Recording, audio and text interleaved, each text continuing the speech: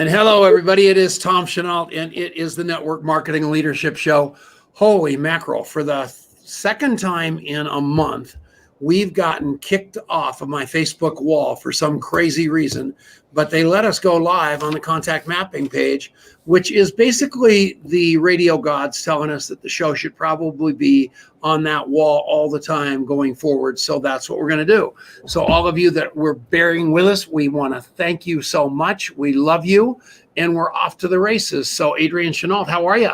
I am really good. I have been looking so much forward to this show that I couldn't stand to lose our chance to do it today. So thank you all for bearing with us. You need to share it to your Facebook, share this video to your Facebook page right now so that the people who are waiting on your Facebook page can find it. You are brilliant. And Michael is just such a cool guy. So I want to introduce him, and I can't wait for this conversation. So our dear buddy, Rick Cox, is a similar guy to me in that he grew up in the network marketing profession, the son of really successful, really amazing people in the space, and just has a heart of gold. And about 2 months ago, he tagged me in a Facebook post from this guy, Michael Oliver, who I had never heard of before, and said, Adrian, if you don't know Michael, and Michael, if you don't know Adrian, that needs to change right now. And I clicked through on the post that he had tagged me in, and it was kind of like love at first sight. It was kind of like, where has this guy been all my life?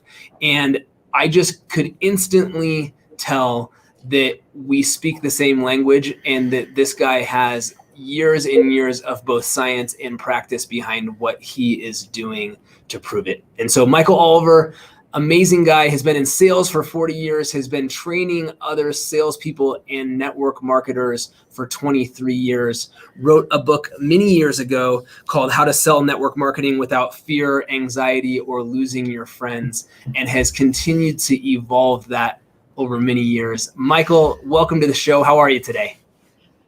Wow, feeling a lot better after that introduction. Thank you. Well, let's add one more thing to that. Richard Brooke was out here last week and spent the entire week with me, which was really great. He's got this 40-foot motorhome, and his motorhome was worth more than my house. And he was parked there for a week. We played pickleball. We had more fun. We did Facebook Lives from the middle of the lake. But one thing that he talked about was what a great and talented and unbelievable human being that you are. So you need to know what people say about you behind your back. And he said only glowing things. So know that, sir. And lots of people say the same thing. Your book is a legend, and we're happy to have you aboard, sir. Absolutely. Thank you, Tom. Appreciate that. So Michael, tell us a little bit of your backstory and how you got interested and into the direct selling profession and came to write your original book several years ago. So I think that's an interesting backstory, and we'll move forward into all the cool stuff you're doing today from there. Yeah, sure. It was about 40 years ago. I started selling solar energy systems in Los Angeles and, basically Southern California. These were hot water, first of all, domestic hot water systems. And I gravitated immediately into apartment building hot water systems because that's where the money is.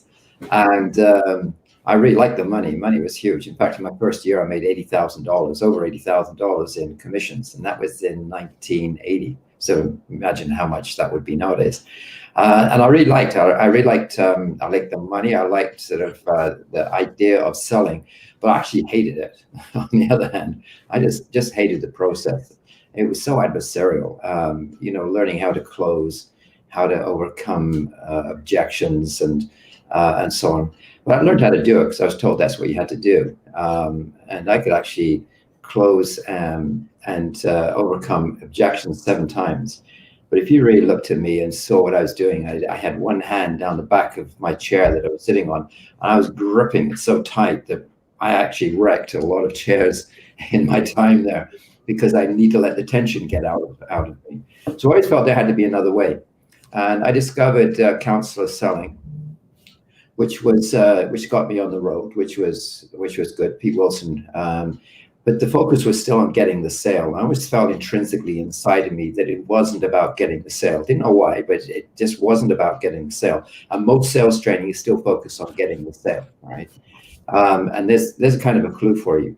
So I progressed, and I studied and started looking at things, and then started training people. Discovered that I really liked training people. I was asked to train a team of people over in Europe for a year, and that was really successful. And then I discovered the key element, which was to let go of the sale. It's a fundamental rule, just letting go of the sale. In fact, it's now the first principle of natural selling. So I brought it back home, and in 1997 started training, and was training corporately, not so much corporately, but more, if you like, regular salespeople. When I bumped into some successful network marketers, and they loved it, they liked it. They said, "Why don't you teach us how to do this on network marketing?" And I, like most people at the time, said, "You've got to be kidding! Network marketing? No way!" But I did it, and they loved it. And then they came back with these really weird questions. And I thought, where the heck are they coming from with these questions? This is a really strange experience. And so I started analyzing the questions and realized that they were coming from a place that they were told to do things that weren't working for them. And it was creating all this fear and tension and friction and stuff like that. So I said to the person who set this up, I said, "Look, let's redo this. And I want to address the specific things that they brought up before they picked up." And they said, "Okay, we'll do that." And that's what we did. And from that moment, I realized that network marketing wasn't what I thought it was, that it was just an amazing vehicle for anyone to get involved in with very little down payment, but must have the commitment. And the people I started teaching started changing, not all of them, but those who had the commitment to do so started changing and started being successful.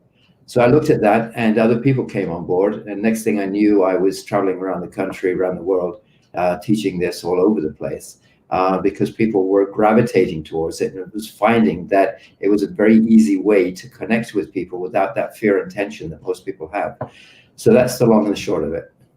That's really cool. And so how much of it is the shift in technique? How much of it do you think is the release of all of that internal anguish and tension that we feel? Where does that breakthrough really occur for the network marketer as they make this shift from some of these sort of adversarial ways of going about it, as you said, into this more natural-based approach? Okay. Well, first of all, let me just pick you up on the word there, because words really matter. This is not a technique. It's a process. And one of the things I'm very clear about is I don't teach techniques, because it's techniques in selling. And I don't care what you're selling. If you're network marketing, you are still selling. Even if you're enrolling people, you are selling. So it's really about the approach. And the first thing to really pick up is that it's all about the mind. It's the mindset. Now, here's the key. You hear a lot of things about mindset, right? And it gets down to, well, what the heck is mindset? What is really mindset? And people talk about it in a lot of different ways. It's usually done in a very intellectual, logical way. And there's a lot of descriptions. But the first thing is, and we can go into that, and I'll describe that. The first thing is mindset first, skill set second. What a lot of people try and do is they learn the skill set first, and they still stumble because they still have the same mindset that they had before. And so someone tells me, will you give me a technique to do this? I said, no, I don't do techniques. I'll demonstrate an approach as long as you have the correct mindset. Because if you use your present mindset, you'll still stumble. It might work for you a bit, but you'll still stumble. So really change that mindset and rethink about what selling is really all about. And that's where it begins. Does that answer your question? It does. I think that characterization and that shift from it's not a technique, it's a process is so important. Mm-hmm. And I think that it's really the difference in many ways between a technique is really in many ways maybe looking for a shortcut.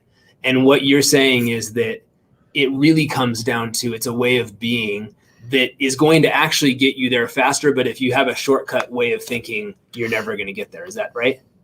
Yeah, there's a little saying that I've used over the last 23, 24 years is that, techniques are many, principles are few. Techniques will vary, principles never do. So if you base your thinking on principles, really rock solid, universal principles, you can't go wrong. because it's the philosophy behind everything that works. If you like any of the kind of the mindset, the ancient mindset teachers, gurus and what have you, is that it's the mindset that determines how you approach. It determines, first of all, how you think. Then it determines how you approach people, and that's really what's important. And I mentioned to you earlier about words are important. There's another saying I have, that the words you say can give you away. And so consequently, I can talk with someone, and within sometimes 15, 30 seconds, I can tell exactly where they're coming from with regards to their mindset in thinking, and really what's happening that is either helping or not helping them move forward. And it's just because I've been doing this a long time, but you can do it very easily yourself. You probably already do it. What are some of the most common mindsets that you observe in people as you are kind of diagnosing or getting a feel for where they're coming from? Well, there's things that people say. So, for example, in network marketing, people say things like, they just don't understand. They perceive a need from somebody. Maybe they have a product that can really help that person, and they're trying to explain what this thing is, and they're resisting. And so then they'll say, the person who's trying to do persuading comes back, they just don't understand. So my question always is, that's interesting. Who doesn't understand? See, it's not about them trying to understand us. It's us trying to understand them, which is quite natural. I mean, you get told that and you go, yeah, I know that. But the question is, do you really know that? And can you let go of this whole idea that it's you about trying to tell them or persuade them or demonstrate to them that what you've got is the best thing?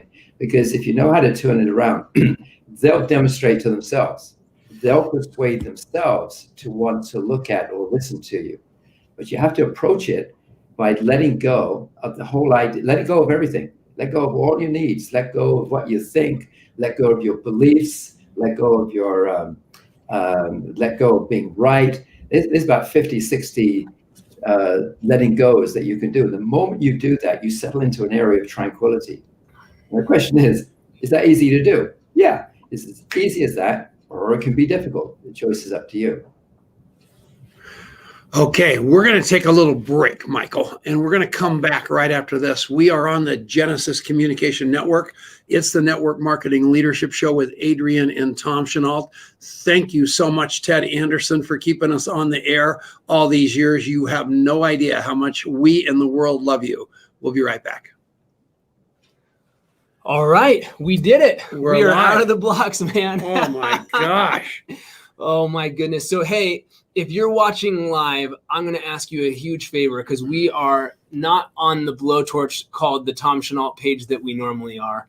And so hit that share button, because the world needs to hear what Michael has to say. And fortunately, it's getting blasted on 550 radio stations nationwide. But there are so many great people on Facebook that need to be watching this alongside of us. So smash that share button. Let us know you did, so we can say thank you to you. And Michael, I'm enjoying this conversation so much. So the next segment is the short segment. So I want to we'll dig into you and your story a little bit more there. And then the third segment's the long one. And I want you to talk through your principles. So that's kind of how I want to lay this whole thing out. But this is so much fun. And so, Michael, I'm curious from your perspective in doing what you've done for all these years, how does what you talk about fit into maintaining relationships that really feed you both intrinsically and feed you in terms of your business? How does that relationship, that long-term relationship building show up? I think it really shows up as, how can I put it, as authenticity, first of all. I think it's really important to be authentic, and trust.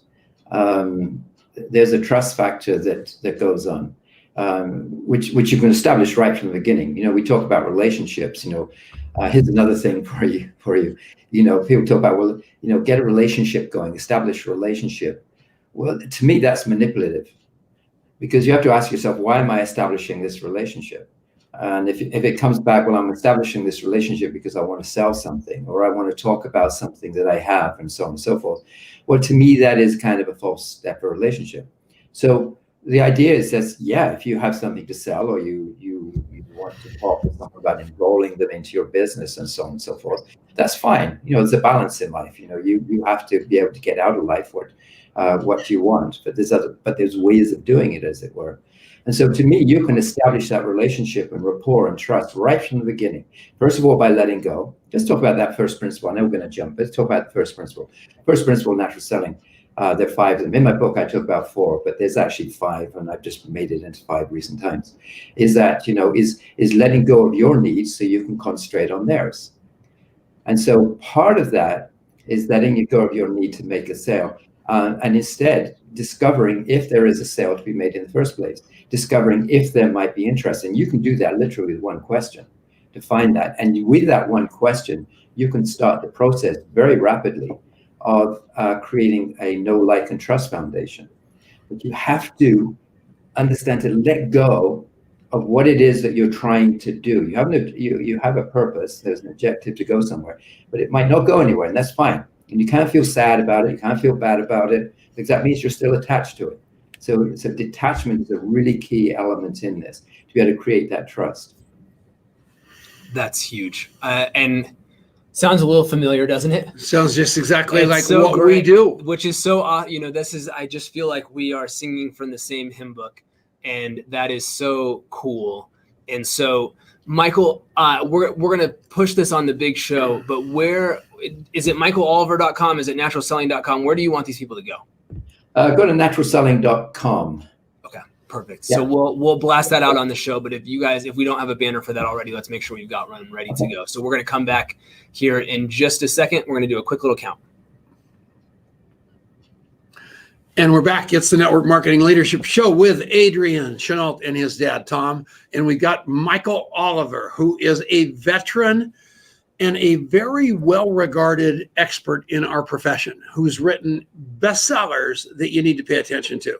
And his information is timeless because it parallels what we talk about at contactmapping.com, but it also parallels what all the big influencers in network marketing that have been around a long time talk about.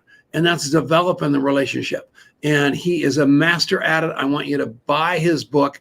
Go to naturalselling.com right now and take a look at the website, naturalselling.com. It's going to blow your mind.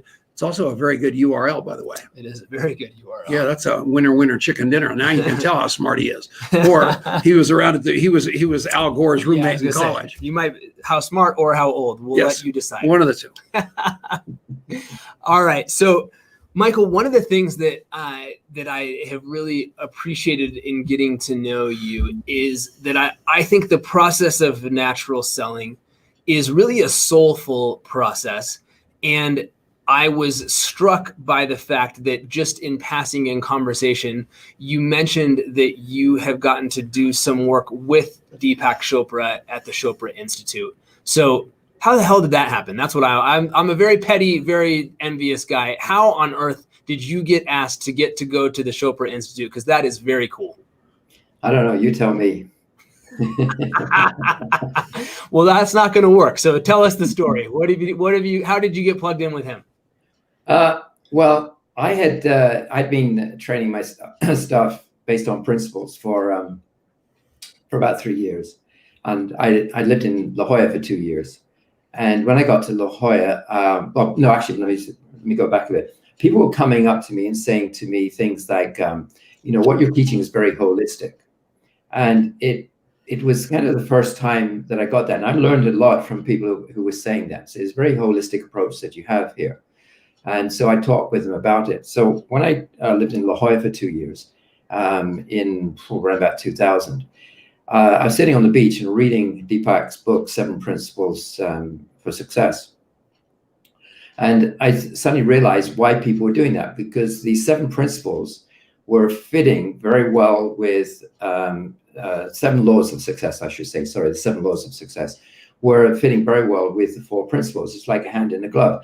And it fit both ways, and I worked out if I made a couple adjustments in the principles, like the wording, it was a perfect fit. And I thought, well, there's something interesting going here. Maybe I should find out. So I went round to the Chopra Center, which literally was half a block around the corner from where I lived. And I went in there and I sat down and spoke with them about it and said, I'd like to learn more about the 7 spiritual laws. And they said, well, we don't have anything.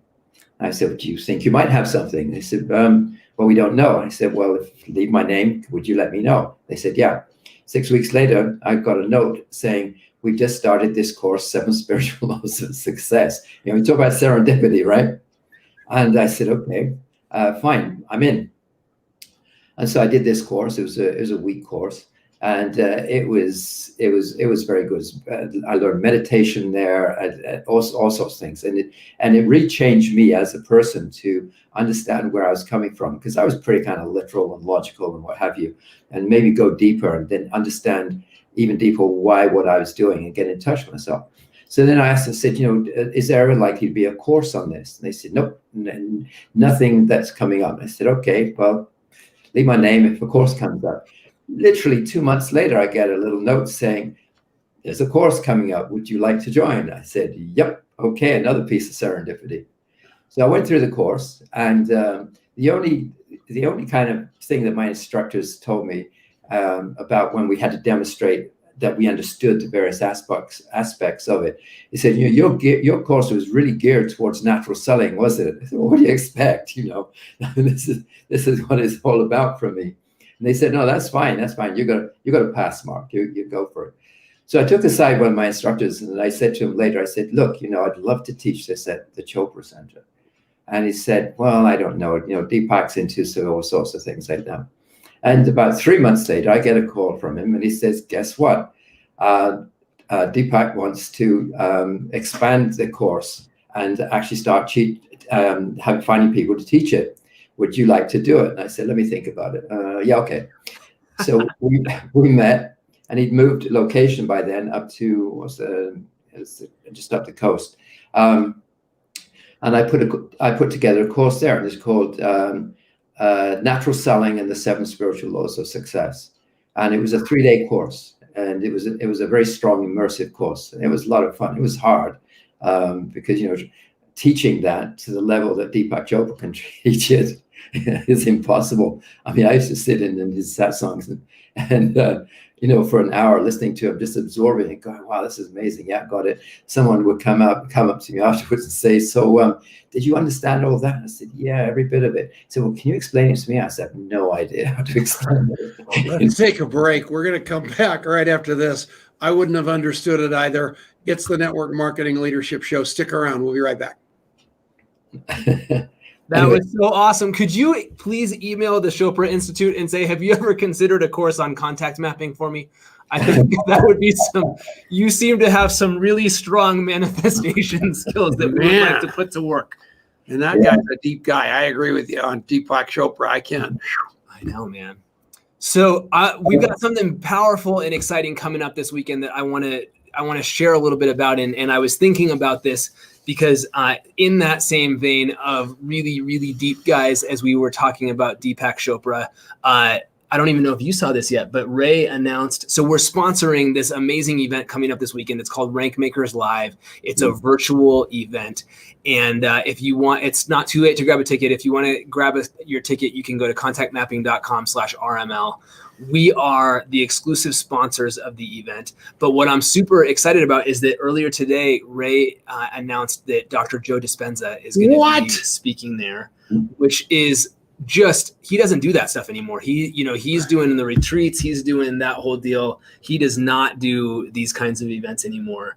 And Ray just, I think, sold him on the vision, sold him on what he's doing. I cannot believe that. That is cool. A catch. Yeah. No, I did not know about that. That's exciting. Yeah. So that is coming up this weekend. So Dr. Joe Dispenza, Shailene Johnson, obviously Ray and Jessica Higdon, our buddy Michelle Eldridge. I still think she's the headliner. She's the headliner, man. She's a knockout. I love her. So there's an unbelievable lineup. It is a accelerator for your business through the power of social media.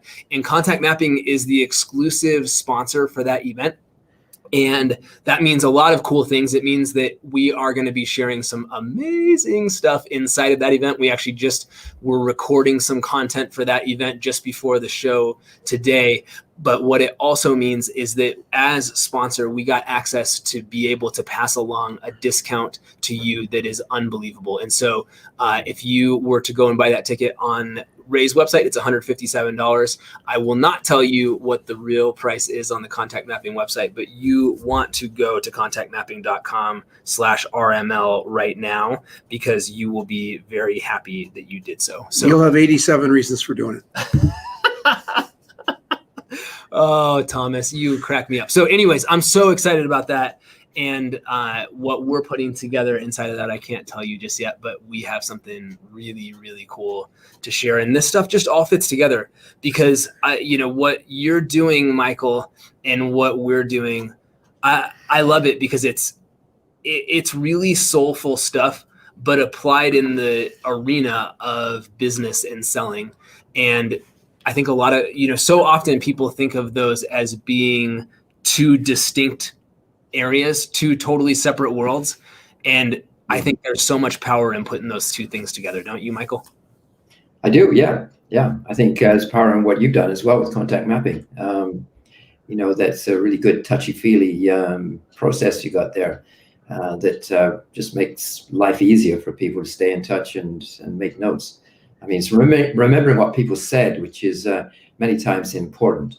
If I may for a second, there was three areas of what, if you listen carefully what people say, if you know how to ask the right types of questions at the right time, people would actually give you their buying blueprint, and their buying blueprint is based on three things you must listen for. There's the logical side of everything, which is what they want. I would say that what would make a big difference in your life. They say more money. That's very logical. Most network marketers jump on that and say, I can show you how to do that, right? That's not the thing to do. The second thing is their personal logical blueprint, which is why they want more money. And for a lot of network marketers, that's sort of the why, but it's not really the why. The why is much deeper than that. The why is like, why do you want more money, or what would more money do for you? What's important about more money? And they might say, well, go buy a new car, or buy a new house, or get out of debt, or something like that. And they go, I can do that. I can show you how to do that. That's not the why. The why, because that's a logical, personal why, and it's still sort of very, very logical. The real why is the very unique, personal, subjective why, which is why they want why they want to get that car, why they want to do whatever it is they're saying they want to do. And if you go there, if you find that why, that's where a person really starts persuading themselves. You don't have to do any persuading. Yeah. They will persuade themselves to want to listen to you. I want to come back to that on the show, but we're going to pause for 1 second, and we're going to come back to the main show, and let's circle back to that and through all the principles. So hold on 1 second. Okay. And we're back. It's the Network Marketing Leadership Show. We have got Michael Oliver with us. And this guy has got a website called naturalselling.com. And almost everybody that Adrian goes out and falls in love with is like 12. And so it's just unbelievable, and I don't even understand the language. They're calling me dude and bro. And when he came to me and said, Dad, have you ever heard of this guy? I said, of course I have. He said, I love him. I said, of course. I said, what do you call him? He said, Mr. Oliver. I said, that's encouraging, not dude or bro. So we have got a guy of similar age to me, similar wisdom, similar experience, similar relatedness, similar beauty, and Adrian loves him, which is very, very nice. Congratulations. So it's Thank you, dude. Thanks, dude. That is so there funny. We go. There, he lives in La Jolla. He's a dude. He's cool. There we go. All right. So Michael, this is the long segment of this show, and I really, as we had that first long conversation that the two of us had, and you shared with me those 5 principles, I was mesmerized, and I felt like you were giving language to many things that we talk about in contact mapping, and really giving language to some things that I hadn't put my finger on fully before. And so I would love for you to give an overview, talk about those 5 principles and how people can learn this process of natural selling. Okay. First of all, let me just say that these principles are in in my book. In fact, 2 books. I've written another one recently, and I'll give you the link to both of them a little bit later. The first one is to do with, as I mentioned before, detachment, letting go. It's one of Deepak Chopra's principles, the law of detachment, is just letting go of everything. Letting go, you need to be right, letting go of wanting to tell, wanting to sell, wanting to present, wanting to persuade. Just let go of everything. And so first principle is letting go of your needs. Natural selling principle number 1 is letting go of your needs so that you can help other people get their needs. And you can only do that if you do let go, because otherwise your own thinking, your own beliefs, your own is another word I'm looking for, but your own prejudices, for example, will influence what it is that you're saying or asking, and the words you say can get in your way. So it's really important to understand that. A part of that is understanding what you're about as well, which is the question I ask, very first question I ask in workshops and so on is, what's the purpose of a business? Raise your hands, and everyone goes, purpose of business to make money. Except the purpose of business isn't to make money. The purpose of a business is to help other people solve their problems. That's the purpose of a business. Your objective might be able to make money, but here's the balance, is that if you let your objective get in the way with your purpose, then it's very difficult to establish that relationship, because the understanding is that our businesses are not about us. Our businesses it has nothing to do with us. Our businesses are about other people. Our business is not about getting what we want, although ironically it is, but that's not the overriding sort of reason why I run businesses, though most people think it is. It's our business is about helping people get what they want and putting our needs up on the shelf somewhere to work out what that really is. What is that need really is? What is the deepest need? And allow them to talk about it. And if we start pushing and pressurizing, then they will raise barriers, and you will never get there. So the purpose of business then is to help people solve their problems, which is the second principle. That's the second principle. The purpose of a business is to help other people solve their problems. So then the question is, well, if that's the case, if you can accept that our businesses are not about us getting what we want, it's really about them getting what they want, helping them get what they want, if there is a need and so on. Then how do we go about that? Well, the obvious answer is asking questions. So, okay, so you ask questions. I mean, a lot of people talk about that, asking questions, but these are not random type of questions. These are types of questions important questions that you ask. You don't have to ask all of them. They're important types of questions that allow people to talk about themselves freely and allow them to do that openly. And what I call conversational dialogue, natural conversational dialogue. Because dialogue is a very, very special thing. So there's 3 levels of conversation. There's one of where you basically tell people things, present, and so on and so forth, which is the standard way of communicating, standard way of, a little bit like I'm doing right now, standard way of making sure people get things, right? We good on time? Yeah, you're great. We have tons of great. Okay. Which is actually the lowest way of persuasion. It's the lowest form of persuasion. It's very hard to persuade people when you tell people things. The second, the next best level of persuasion, or a higher level of persuasion, is when you discuss or debate, because you're more open. You sort of, it's a free flow of ideas. The trouble is, the challenge with debating and discussing is that usually, even if you say, and you're in some kind of argument, for example, a small argument, you say, well, let's lay our cards on the table. Very rarely does everyone lay their cards on the table. They all want to hold something back, because at the end of the day, they want to be right. They want to be able to have their point put across. So discussion and debate doesn't really work. But what does work is dialogue. And dialogue is about detachment. It's about letting go of your need to be right, letting go of your need to tell, letting go of all your needs, as I mentioned earlier. And when you do that, that creates an energy. And that energy is if you like, is put out and is received by people who then respond by giving it back again. It's kind of the law of giving. It's law of giving is about giving and receiving and circulating.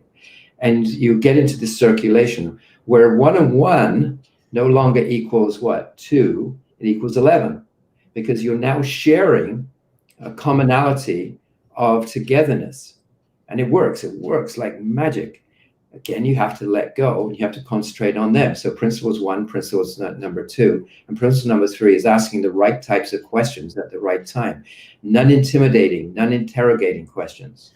So here's a question, for example, that anyone can ask, especially with network marketing. Call up your best friend, someone you haven't turned off, or even if you have, it doesn't really matter. And just say something like this. I was listening to this guy the other day, and he asked me a really interesting question, which got me thinking. And I thought I'd ask you the same question.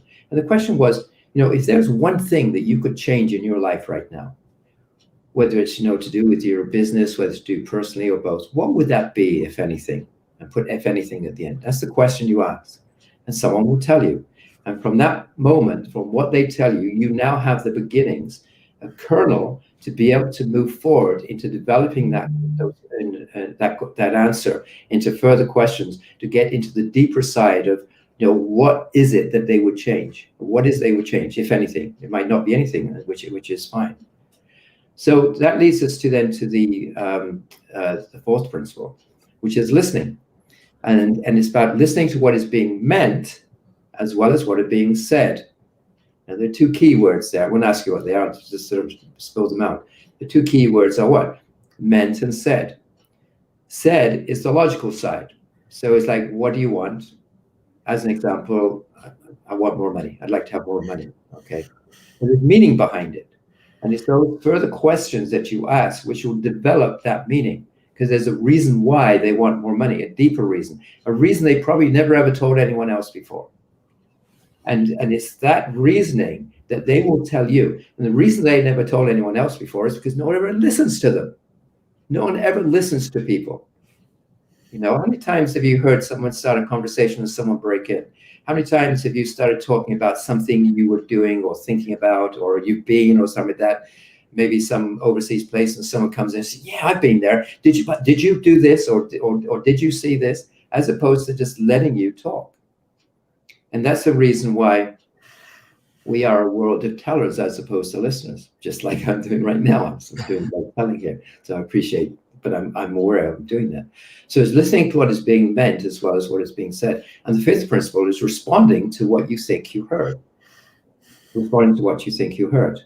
And if you do that, then selling and enrolling people becomes easy.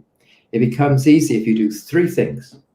If you stop trying to sell or tell your story as soon as you can. And this goes against a lot of network marketing training about telling your story. I am 100%, 180% advocate against that, because it's not your story that needs to be told. It's their story that you need to hear.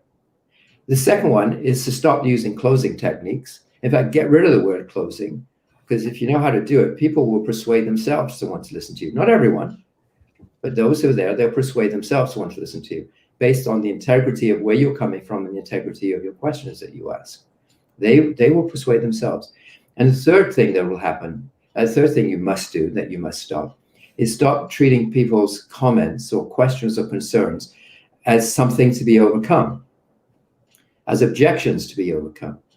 Because if you're using any of those prior things, you're using, trying to tell your story and so on, is that you are, in fact, creating objections. And it's not about wanting more information. What's happening is people are objecting to your behavior. But the whole thing is that even if they are, don't treat their questions, don't treat their comments, don't treat their concerns as something to be overcome. Find out where they're coming from. Because the reason they're saying that, get behind it in dialogue. So if you set it up in dialogue, you won't ever get resistance. You're going to get people say, no, that's not for me, or tell me more about that, or, they'll say certain things, but they won't treat you in a way that they will reject you. If you want to eliminate rejection and objections, then talk with people in dialogue, and talk with people by asking questions, right types of questions at the right time, listening to what is being meant as well as what is being said, and responding to them respectfully, respecting everything they say. And here's another clue. What people say is very rarely what you think they're saying. What people ask almost inevitably is not what you think they're asking. So, for example, when someone says, was this expensive? And you turn around and say, no, it's not expensive, or whatever how you want to do it. It's the wrong response. The response is the question. And the question is, when you say expensive, can you tell me, what do you mean by expensive? And you'll get 5 different answers from 5 different people. That's how you stay in dialogue. That's how you work out, what they're actually asking. And many times, what they're asking is really nothing. They're just asking a question. So anyway, it's a long ramble. So it was not a ramble at all. It was right on the money. And those people, we got people actually writing down like God's mouth to your ears, everything you're saying. And that's never happened with me in my life. So something's happening here. We love you. We'll come back right after this. It's the Network Marketing Leadership Show. That was awesome, Michael. And so crushed it. I want to pick that conversation up on the other side of this break. So I'm going to try not to respond too much to what you just shared now. Okay. But it hits the nail on the head. And there's so many pieces. So we'll circle back to that. Here's where I think there's a beautiful marriage between what you teach and what we do, which is that if you're going to bring to bear what Michael is teaching about curiosity and dialogue, and instead of trying to overcome objections, to try to go deeper and understand, and to give people the space to share things that they may never share with somebody else, as every step of the way, I was following right along with the way you were talking about that, Michael. How important is it to be able to remember those things about what people share in conversation? Because typically the moment that they're telling you that is not necessarily the moment that they're ready to buy. And you can sometimes violate the trust that you have built in that conversation if you spring an offer too early on in a relationship. Do you agree with that? Yeah. In fact, when I'm doing my personal coaching, I ask the types of questions that I train people to do. There's 5 to 7 questions which will actually reveal a person's blueprint. And I don't know, maybe you can see over here, there's some files. I actually write down their answers, and there's a way that I quickly write them down to remember them. And this is where contact mapping comes in so useful, because the questions I'm asking and what I'm writing down go from logic all the way through to very deep feelings. And so I'm able to reflect that a little bit later on. In fact, I repeat that back to them, and that makes it very, very powerful. So that's where contact mapping is so valuable, because you're able to put that in. You can talk it in. That's the thing. You just pick up something, just talk it in, and so yeah, that's extremely important to be able to remember that, because you can come back later and say, Adrian, how you were saying, boom, boom, boom, and then that's very powerful. Someone to understand that, and it reminds them too. It's so powerful, and it just, people are they're gobsmacked that you even remembered, let alone where you that you cared and where you take that conversation.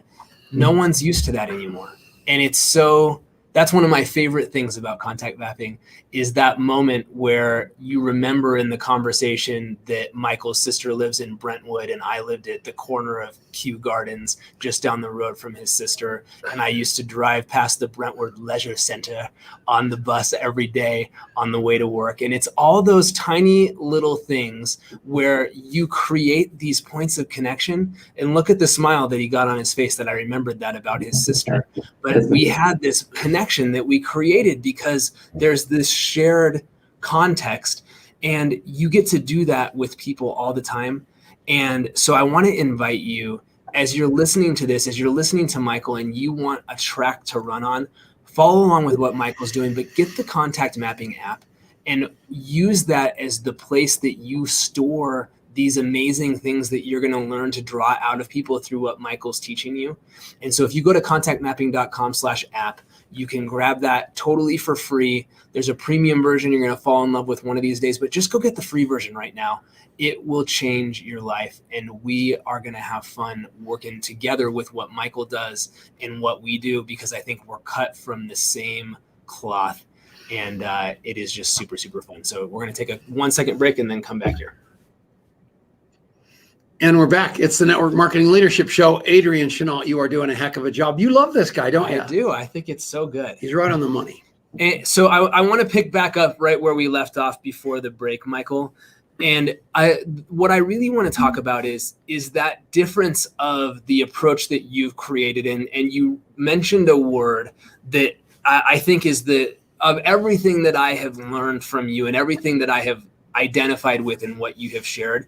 It's that this is a way of being in relationship and in conversation and in a sales cycle that avoids others' resistance altogether. And the thing that I just keep thinking about is we're so, as human beings, we have been marketed to, we have been sold to, we have been pitched at, we have been manipulated. We have had so much of this that we have, I think, very highly sensitive antennas that go, as soon as that pitch energy starts to happen, the barriers come up, like you said. And to be able to not have to face those barriers and thus not to have to overcome them at all because they never came up in the first place is truly magical. And that is really possible inside of what you are doing. And you can get them there from here, can't you, Michael? Yeah, I talk about dissolving resistance, but even then, that's not really the correct word, because the reality is you don't dissolve resistance. Resistance just doesn't happen. That's really the key. And the reason resistance doesn't happen is because of the fact that of where you're coming from, your authenticity of where you're coming from, based on those first two principles, they're grounding principles, detaching from your needs and finding out if another person might have the type of need or wants that you can supply. And here's the key, or a key, is that they might have a need or want that you can't supply, but you might know somebody who can. And so isn't it in your best interest and their interest and your friend's interest or person to refer them, to talk to the referrer first and say, look, I found somebody who might need your stuff. Would you like to get in contact with them? So that they know. But the whole thing is that you let go. And all you're doing is by talking with people every day in this manner, it's really easy because you cannot be rejected. If you're detached from wanting to make a sale, wanting a person to do something, it's impossible to be rejected. And it's impossible to get objections as long as you stay congruent on the course. And therefore, rejection and objections, they're not even there. So as I said, using the word dissolve or eliminating them is really... You stop treating people like prospects and you treat them like human beings. And you ask them questions that they're going to say, if you interview them correctly, and you find out what they're going to say yes to, and then you find out what they're going to say no to, and then you wait a few days and you call them on the phone and ask them the question that they're going to say yes to, they're going to buy from you. And if you don't ask them the question they're going to say no to, they're not going to reject you. I mean, how logical is that? But what we do is exactly the opposite. We call people on the phone. They say, I hate network marketing. I will never be in network marketing. And we call them back next Wednesday and say, do you want to go to a meeting? And so they're going to say no. It's just insanity. So he's right on the money. It's just like 1 + 1 = 2. I don't get it. No, 1 + 1 = 11. Yeah, that's exactly. Wow. And you feel that you feel with so many people, as you raise objections, you just feel the intensity of their trying to resist your resistance, and you're just going, stop. You're just dying to get out of the conversation. And nobody feels good at that scenario. The person doing it feels terrible, and they're just trying desperately to use some script or some jujitsu move that somebody told them is supposed to work, and it just doesn't. And it doesn't have to be that way, right? Yeah. So here's a couple of things.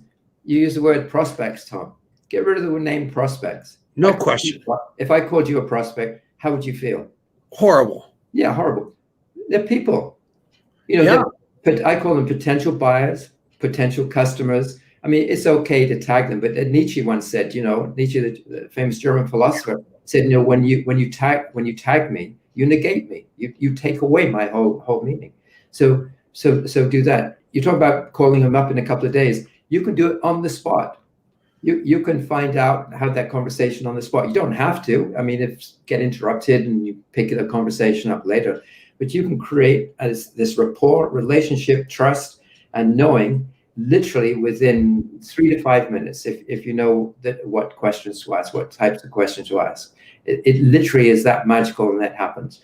And people love you for it. It doesn't matter whether they say yes or no. And if they do say I hate network marketing, the thing is you ask them and say, oh, that's interesting, because they're entitled to their opinion. You say, so let me ask you, what is it that you hate? And usually you'll find something which is nothing. Maybe someone told them a bad experience. But if you dig deep enough, you find the bad experience is something that person created. No question. Most people are reasonable enough to accept that, but you have to do it through asking questions. Asking questions is the greatest teacher. Telling is not, but asking questions is the greatest teacher, because it allows people to understand themselves. So what's the name of your website? I got two of them. One is for network marketing, which is that book that you mentioned earlier, very kindly. It's called How to Sell Network Marketing Without Fear, Anxiety, or Losing Your Friends. And if you go to naturalselling.com/network marketing, how hard can that be? naturalselling.com/network marketing. That's the book. If you really want to dig in deep with the principles that I was talking. Oh, by the way, that would also get you an audio download that which has a transcript. It's called How to Start 12 Effective Conversations Without Fear. How to Start 12 Effective Conversations Without Fear. The second one is Natural Selling / what is it? I love Tom. let me just get it for a second. I'm a master of my own fate. naturalselling.com /book07. Book 07. Book 07. All right, we're going to get out of here. We have another not so young person next week with Full of Wisdom named Diane Hockman. That is going to be unbelievable. So we'll see you all next week on the Network Marketing Leadership Show. Thanks for watching. Thank you so much, both of you. You are a rock star. I love you. Leave us going on Facebook for 1 second. Michael, thank you so much. He's stuck in there. You are the man. We're still live on Facebook. We're off the radio now, but this was just a great conversation, and I'm so glad we kept it, made it happen, because it needed to happen. And you are a legend, and I'm so excited for our audience to dive deeper into what you're doing. So thank you for being here with us today, my friend. See you later, sir. Bye-bye. Bye. Thanks. Bye-bye.